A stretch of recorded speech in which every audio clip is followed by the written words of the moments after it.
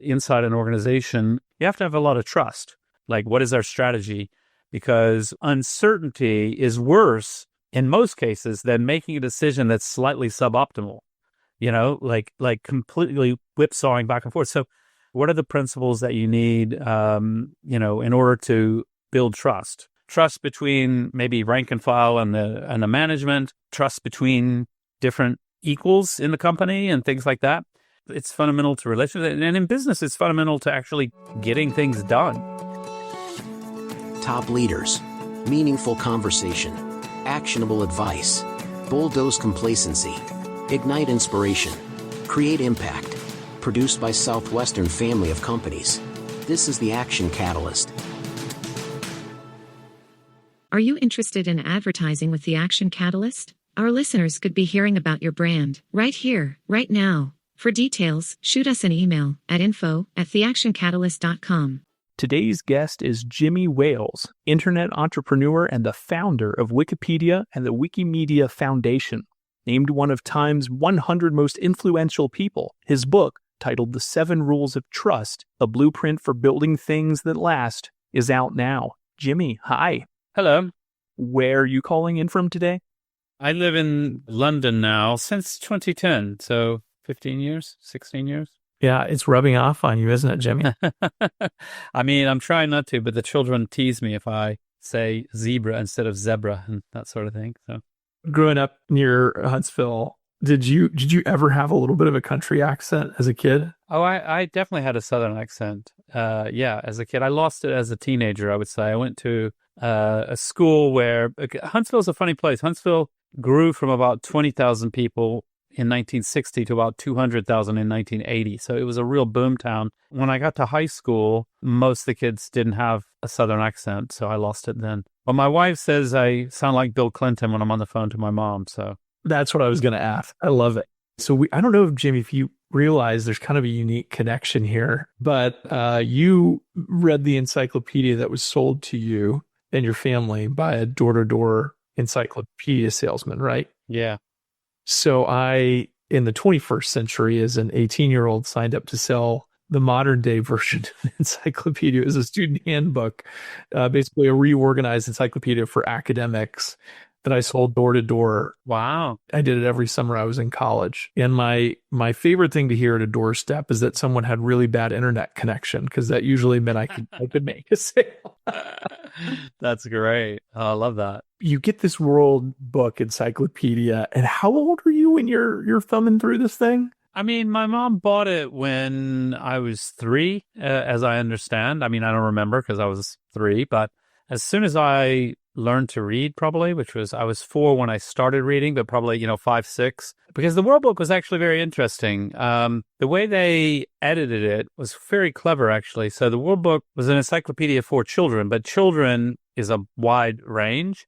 Yeah. And so they would make sure, like, an article about tiger would have a reading level that was much lower, like a first grade, second grade reading level, because they knew kids at that age are interested in tigers and they're going to look that up. But they would also have an article on physics or quantum physics that would be more suited for a 13-year-old. I've always thought that's very clever. Obviously, Wikipedia doesn't do that. We can't do that. But I always thought that was pretty cool. I only tied these two things together as an adult, right? I didn't think, I always loved encyclopedias when I was a kid. It is true.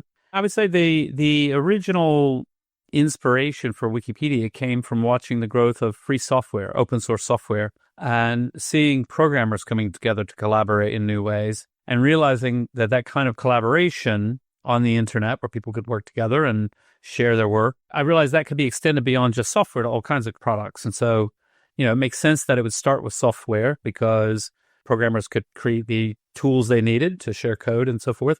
But the rest of us needed sort of to have the tools built in order to be able to share. So that was my initial thinking, and realized that the encyclopedia would be something that people could collaborate on, simply because everybody understands what an encyclopedia article should be like. Like if I say encyclopedia article about the Eiffel Tower, everybody instantly knows more or less what that's going to be. So it makes it possible to collaborate. That's one of the reasons, like, you do see some collaboration on fiction and things like that, but it's much harder because fiction can be anything. So there is objectivity to describing the true historical whatever. But history is also a little subjective. Yeah, there's a few techniques that we use that make sense to me, early on, which is we call it going meta, stepping up one level. So rather than trying to decide in a controversial area what is the truth with a capital T, instead you characterize the debate. You explain like, oh, this is one view, here's another view. I always give the example, if you imagine a kind and thoughtful Catholic priest and a kind and thoughtful Planned Parenthood activist, they're never going to agree about abortion. But because I've said they're kind and thoughtful, they can work together to say, well, let's explain the debate to people. And so let's sort of talk about it in a way that different people can understand. And in fact, the Wikipedia entry on this is quite good, and it's very balanced. And you can sort of say, oh, okay, like here's the different perspectives. And, it's very, the Catholic Church position is this, and the Pope has said that, and critics have responded thus. And it starts to sound like a Wikipedia entry. But that's really, when we're at our best, that's how we're doing it.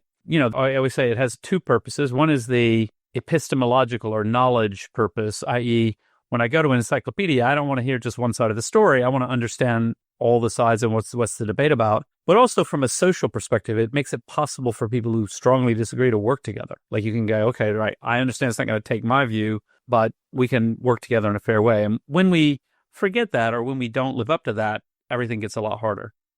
You went from, taking kind of the technician's perspective of building what is today Wikipedia, but you started it as this project and being kind of almost a technician of it. But quickly, you also ended up, and you can tell me if I'm incorrect here, but leading people in a sense. I mean, they could have been volunteers giving their time, but you were coordinating. And to me, I feel like there must have been a point of transition where you were the pie maker, and then all of a sudden you're operating a little bit of a pie factory, right? I mean, maybe. I've never really thought of it in those terms. I mean, it's not like I'm a programmer who accidentally started running a thing. I can program. I'm not very good. I'm an entrepreneur more than anything else. So I was always thinking of it from that organizational, how do we get people involved? How do we lead people? How do we excite, motivate people? All of that was always a piece of it. And just that on the side, I was also able to do some of the actual practical tech myself, just made it easier, The original software for Wikipedia, I downloaded a UseModWiki, which was a great but very, very simple Perl script. You could install it very quickly and get it up and running. But it was so simplistic that you could create a user account and log in, except there were no passwords.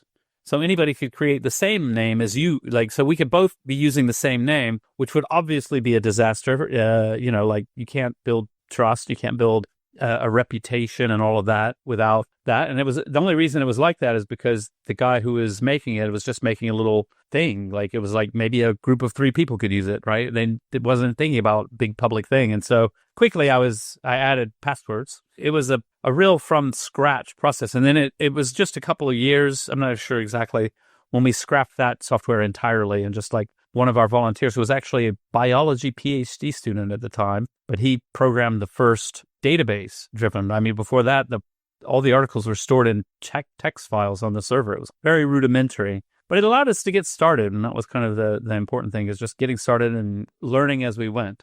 What's one of the early walls that you ran into? I mean, usually it's human related, like so many of your adages in the book that you've published speak to is about how you run a team or an organization on a certain set of principles, right? Where did you start running into walls where you needed to start generating principles for how the business itself needed to be run different?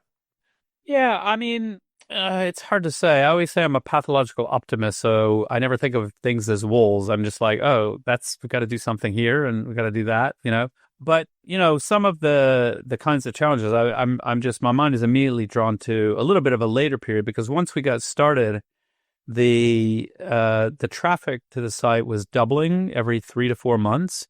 The nature of the mathematics of doubling is the first 2 or 3, it's like, ooh, wow, this is interesting. And then it gets hairy, because going from 1 server to 2, fine, 2 to 4, oh, now it's 8, 16, 32, like, oh my goodness, that's like, and so there was a real challenge to scramble. I mean, in the early days, I would buy new servers because the site was starting to feel a little slow, and then we would get new servers and we would have a traffic growth. because the site was more responsive, and that was our big constraint, was getting the technology in order for the growth. And that actually led to, when I realized, like, I'm funding this out of my little tiny company, and like, this isn't, like, we got to find a way. And so put it into the nonprofit and did our first fundraiser.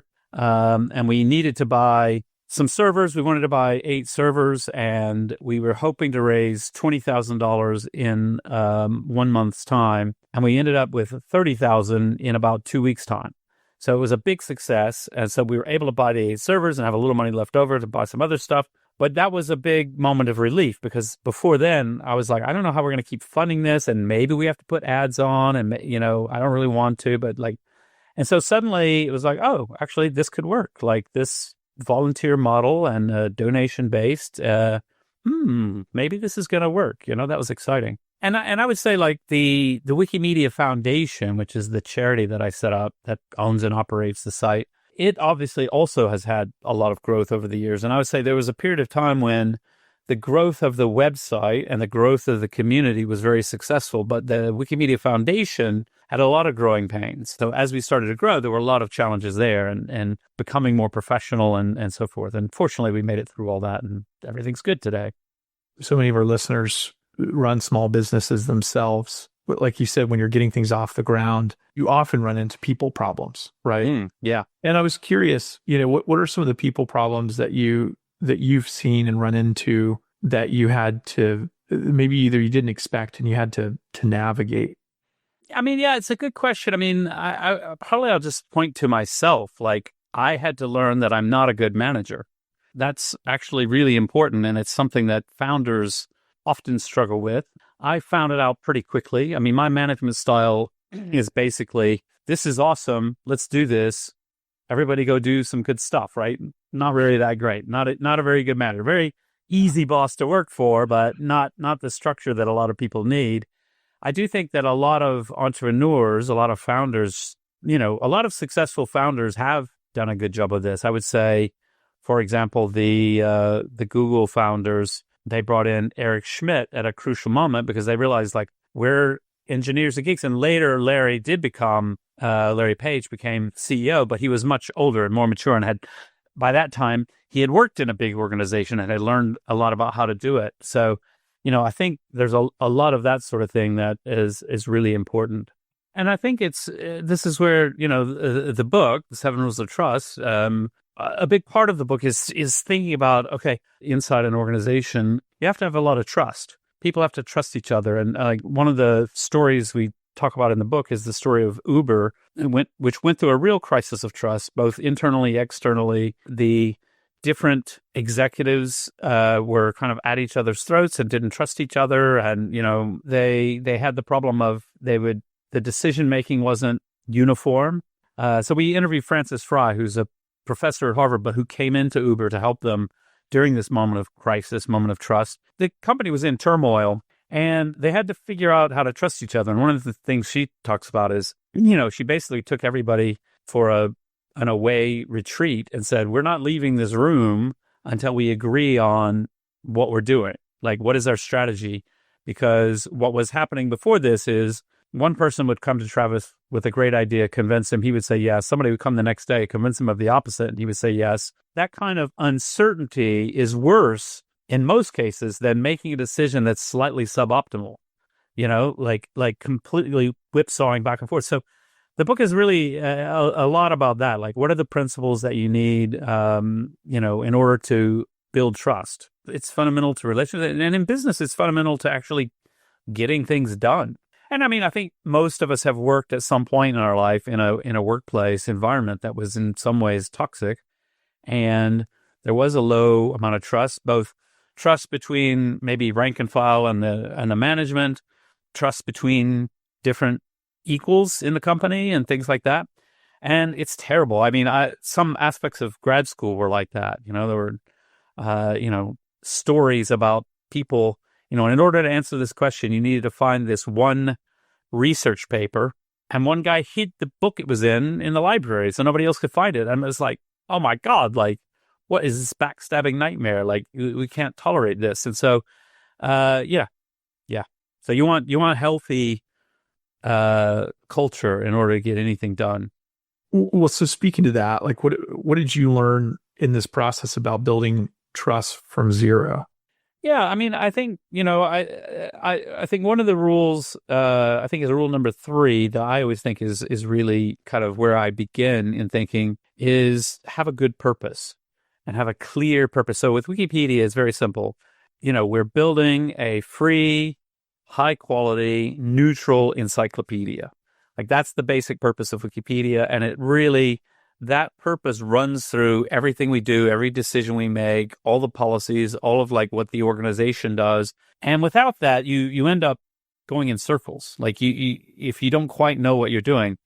And in many cases, like a lot of business, so like Airbnb, they had a clear purpose. Like they knew what they were doing. And that really helps a lot. And then other organizations sometimes lack a clear focus and lack a clear purpose. I mean, a lot of times older, bigger companies that end up in like a conglomerate type of structure, they end up doing so many different things and nobody's quite sure what the point of the company is. And sometimes that works. It takes a hell of a lot of effort to make something like that work. And oftentimes what actually works is spin out the division that's successful but has nothing to do with anything else in the company because it's just distracting everybody. But I think that's one of the things, because once you have a clear purpose, then you start to have a metric by which you can make decisions. It's like, what should we do? Actually, it's one of the things I think is very interesting in my personal experience. For-profit company boards versus non-profit organization boards. For-profit company boards are much easier and much clearer in many cases because usually in a for-profit, you have strategic questions, all of that, but there is something that you all share, and there is an objective, which is we need to be profitable. Like the company has to be sustainable. We want to be successful, and that clarifies a lot of questions. Whereas in a nonprofit, it's like, oh, well, we're trying to share free knowledge with the world, but there's a lot of different ways to do that, and it gets a little more complicated. Even though I do think we've got a good purpose and all that, it still is often quite complicated. But every time you can come together on a simple purpose, then you begin to be able to make better decisions, but also you begin to be trustworthy. Like people know what you're going to do. You're predictable as a company. And that's huge for trust, right? Yeah, exactly. So, and this might skip us around a little bit, but I mean, today you've got AI, all of them have stumbled on the trust factor because of information that has been surfaced that isn't accurate. That also is, I mean, kind of part of the learning curve, right? I mean, did you feel that Wikipedia went through a similar phase? I would say a little bit of yes and no. So what I always say about it is we were never as bad as they thought we were, and we aren't as good as they think we are. So Wikipedia has always had problems. We've always had errors. That's part of that is just it's really hard to do good quality reference work. You're always going to have something that's not quite right. We always wanted to be accurate. In the early days of Wikipedia, like one of the things that was really fun about the early days is you could be the first person to type Paris is a city in France and hit save. And you're like, yes, look at my encyclopedia article about Paris. It's amazing. Obviously, it's not amazing, but it's kind of fun. But it meant that when people outside Wikipedia would come in, you would sometimes see a really well-written article, and sometimes you would see, oh, here's the article about Paris. It's 2 sentences, like it's completely ridiculous, like it's not even real. That was just a matter of growth. It was a matter of getting better over time. It wasn't that was wrong or inaccurate or crazy. It just wasn't good enough yet. So, that was part of the trajectory is sort of slowly, making the product better and, getting it to the point where readers could say, oh, actually, generally anything I look for, I find it in Wikipedia, and generally it's quite good. And sometimes I'll find something weird, and that's okay.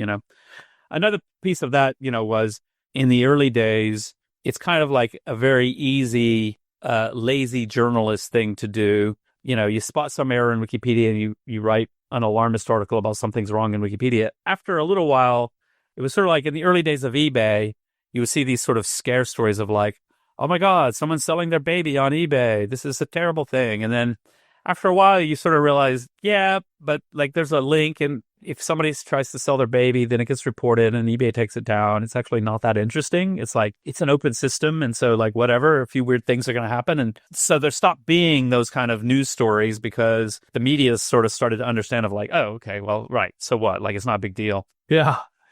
you have AI that's also built to create false narrative. I mean, how do you even, what goes through your brain? Well, I mean, I use large language models a lot. I'm fascinated by it, and I play with it, tinker with it, study it.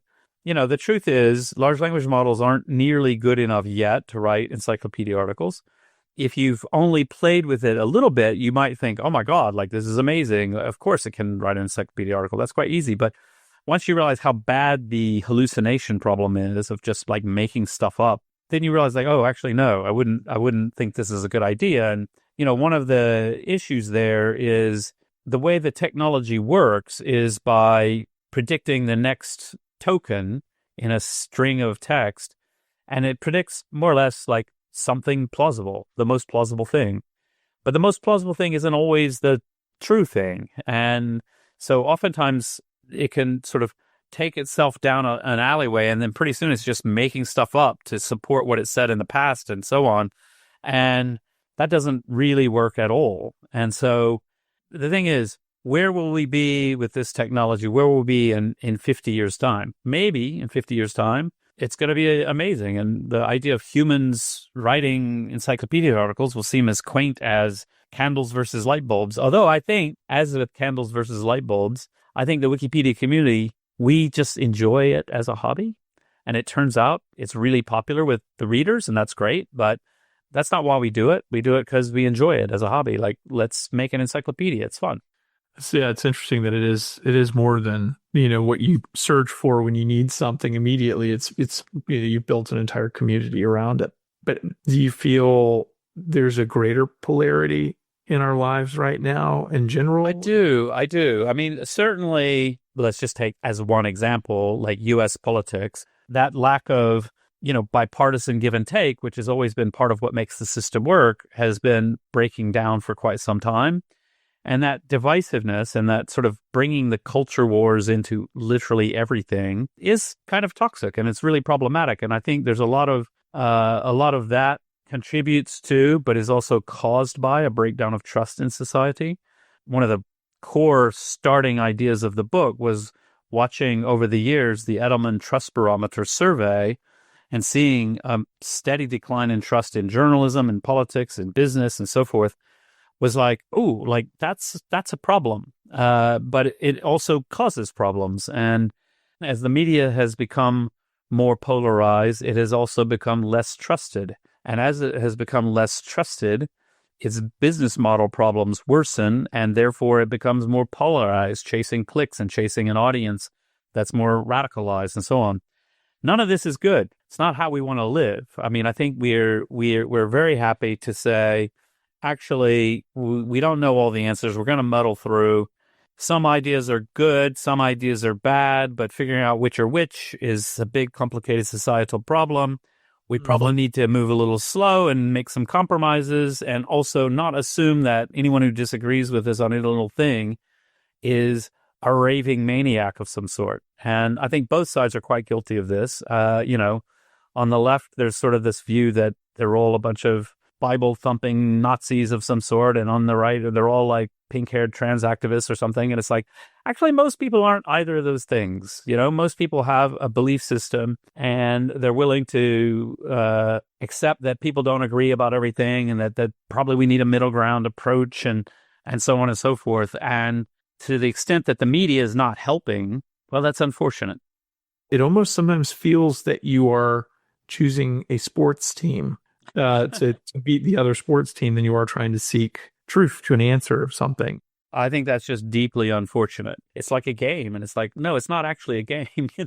I think of your rules of trust, it kind of pairs to me a little bit with emotional intelligence, because you talk about empathy a lot, and it seems to be something that's not really taught as much, probably globally.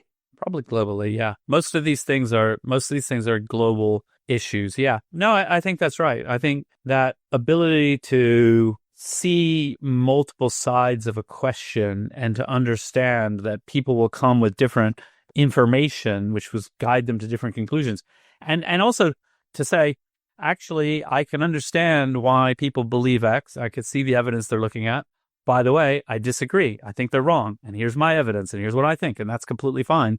But if you immediately jump to the conclusion, like if you disagree with me, you basically want to kill everybody like me.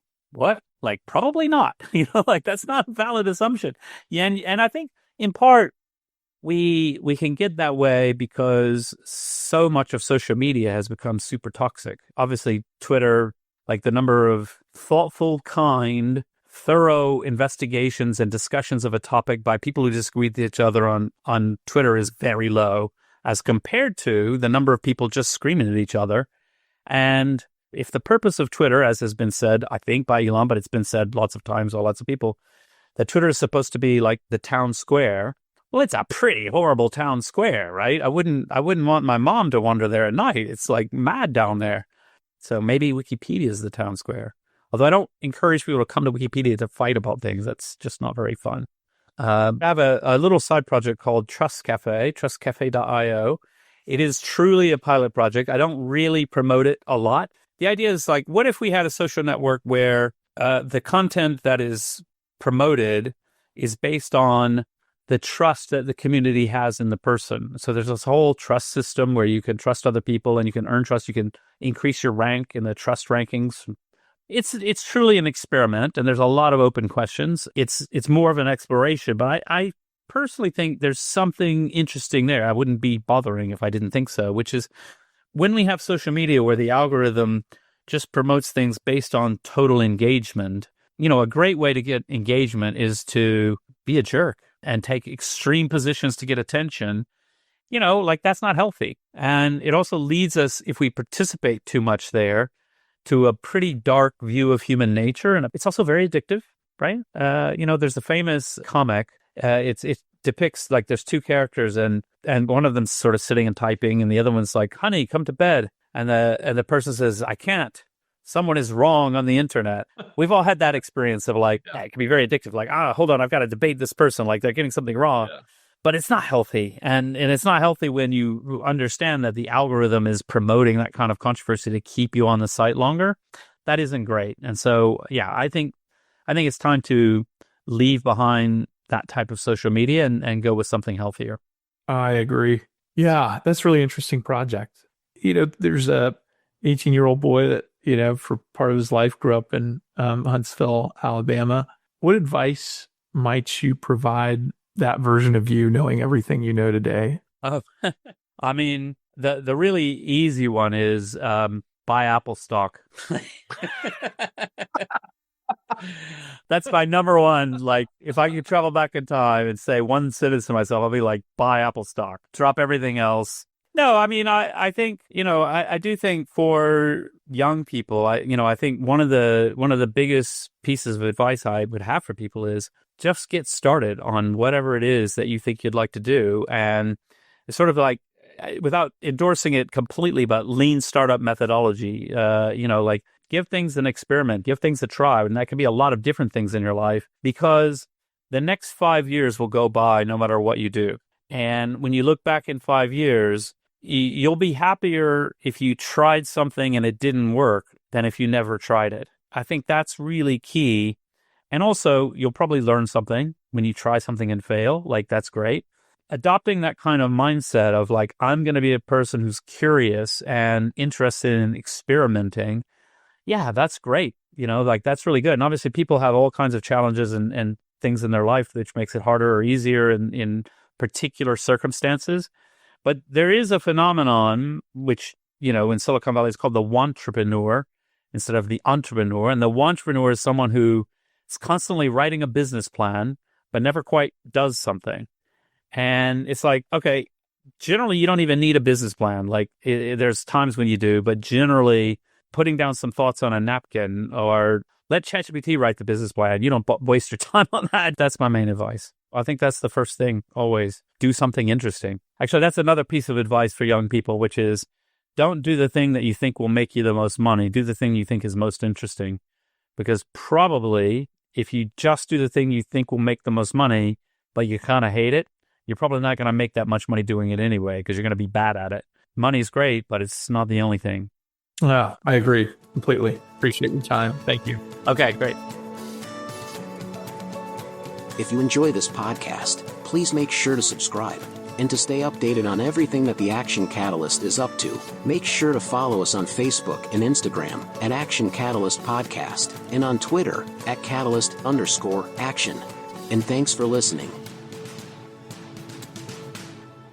This is your host, Adam Outland. And outside of this podcast, I'm also the leader for a division of our company, Southwestern Consulting. And our division is the Southwestern Student Coaching Program. And that division we started back in 2020 because the desire we had was to take all these skills that we've equipped executives with. For over a decade, I've coached executives and managers and sales professionals on the skills, the habits, the motivation, and the systems to be successful in their job and in life. And what we realized from working with 30, 40, 50-year-olds was if we could have gotten to them when they were in ninth grade, in middle school, in high school, and equipped them with the same things we're teaching them now, the ripple effects would be huge. And so back in 2020, we decided to formulate a coaching program for youth, equipping youth with the same types of skill development that we typically work on with adults. We just apply it to their world. And what that looks like is teaching them the study skills, the communication skills that they can use every day in the classroom and outside the classroom. Coaching them on the mindset and the motivation of someone who's a top performer. And what does that mean? It means helping a young teenager create and craft a vision for themselves. Because without a vision, we perish. But with a vision, we can be equipped with the motivation to dig into our study habits. We can see the connection between our future and the excellence that we have to form on our habits now to be successful in the long run. And we also work on the emotional intelligence. It's how we balance our emotions and manage those emotions when they come up in a way that allows us to communicate effectively with others and to communicate with ourselves. It's about equipping young people with self-talk. That means equipping them with the language that they can use to better direct their thoughts and their mind to accomplish their goals and their aims. And lastly, we equip them with the systems. That means for us, the tools, the time management, and the organization strategies to not just work hard in life, but to work smart. And when we combine all these different areas that we work with our teens on, what we find is that they form the habits early in life that allows them to achieve their goals later in life and even right now. And so our passion is to equip as many young people across this world as we can. And we're doing pretty good so far. We've got teens in 7 different countries who have been through our coaching program. To date, we've worked with over 400 teens, and we would love to be able to serve you as well. Here's how it works. If you want to investigate coaching, we start with a parent consultation. That's a free call to discuss your student's particular needs and our program details. We work with Olympic athletes all the way down to teens that are just struggling to motivate themselves to do the daily work necessary in their class. So wherever your teen is, we'll meet them where they are and get them to the next level. And that starts with a parent consultation with you. A student planning session, that's the next step. If we agree that the value that coaching can bring matches your teen, then we will move to a student planning session. It's basically a free one-on-one coaching session with your teen. And that is designed to support them, but it's also designed to ask a lot of questions to help explore whether or not they want to be coached. Because at the end of the day, they ultimately have to be the one that pulls the trigger. And then after your student planning session, we get them paired with the right coach for them. We have an amazing staff of coaches from ex-Division I athletes, people who've come from the Ivy League system. We have coaches who have come from entrepreneurial backgrounds and acting backgrounds, so we can pair them with the right fit for them. And then once they partner with their coach, they'll benefit from 2 coaching sessions a month to really zone in on their personal growth and their skill development. So if you're ready to give your student the tools they need to be successful, click the link in the show notes for more information and to make sure you can schedule your free parent consultation today.